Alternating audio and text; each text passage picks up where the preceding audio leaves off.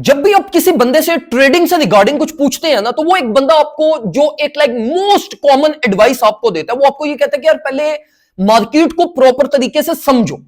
समझने का मतलब ये है कि आप टेक्निकल एनालिसिस सीखो, फंडामेंटल्स को सीखो, ऑन चेन, प्राइस एक्शन, ये सारी चीजों को पहले अंदर अपने ऑब्जॉर्व करो।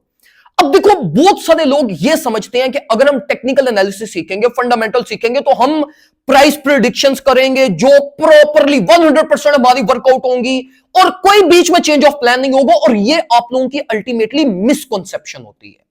देखो, टेक्निकल एनालिसिस या ये चार्ट्स आपको एक इंडिकेशन देती हैं कि मार्केट में ये हो सकता है। अब वो हो सकता है कि वो ना एक्टिविटी प्रोड्यूस हो। अब टेक्निकल एनालिसिस जहां पे आपको एक प्राइस एक्शन एक्सपेक्टेड रेंज बताता है, उसी तरीके से टेक्निकल एनालिसिस के अकॉर्डिंगली उसकी इनवैलिडेशन भी होती है। हम 90% ऑफ टाइम्स क्या करते हैं, जब टेक्निकल एनालिसिस सीखते हैं तो एक ही प्लान, मतलब जो डायरेक्शन हम एक्सपेक्ट कर रहे हैं बस उसी में मार्केट जाएगी तो मेरा ये प्लान फुलफिल होगा, वरना नहीं होगा। अगर आपका प्लान इनवैलिडेट हो रहा है या आपका प्लान चेंज हो रहा है, तो वो भी अपने टेक्निकल पर्सपेक्टिव से रियल टाइम उसको चेंज करना है। अगर आप कोई डायरेक्शन एक्सपेक्ट कर रहे हो और वो प्ले आउट नहीं होती, तो इट डज नॉट मीन कि भाई आप कुछ गलत कर रहे हो। इट मींस कि भाई फंडामेंटल्स कुछ फैक्टर हो सकता है, मैनिपुलेशन हो सकती है, एक्सचेंजेस की मोनोपोली हो सकती है, कुछ भी हो सकता है। तो देखो, जब आप टेक्निकल प्लान्स अपने बनाते हो तो वो स्टैटिक प्लान्स नहीं होते। They may fail, they may change, you may have to alter those plan. आपको वो शायद मैनेजमेंट से ओवरटेक करना पड़े, आपको शायद वो पूरा प्लान ही इनवैलिडेट करना पड़े। तो जब टेक्निकल पर्सपेक्टिव्स के अकॉर्डिंगली डील कर रहे होते हो मार्केट को, तो वो आपके स्टैटिक प्लान्स नहीं होते। हो सकता है 4 घंटे पहले मार्केट में कुछ साइंस आपको मिल रहे हो और 4 घंटे बाद कंप्लीटली डिफरेंट इंवायरमेंट क्रिएट हो जाए।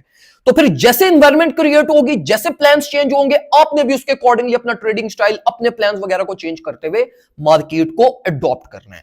और सेकंड नंबर के ऊपर मेरे भाइयों, मार्केट के पीछे भागना नहीं है या मार्केट को अपने अकॉर्डिंगली नहीं चलाना। आपने चलना है मार्केट के अकॉर्डिंगली।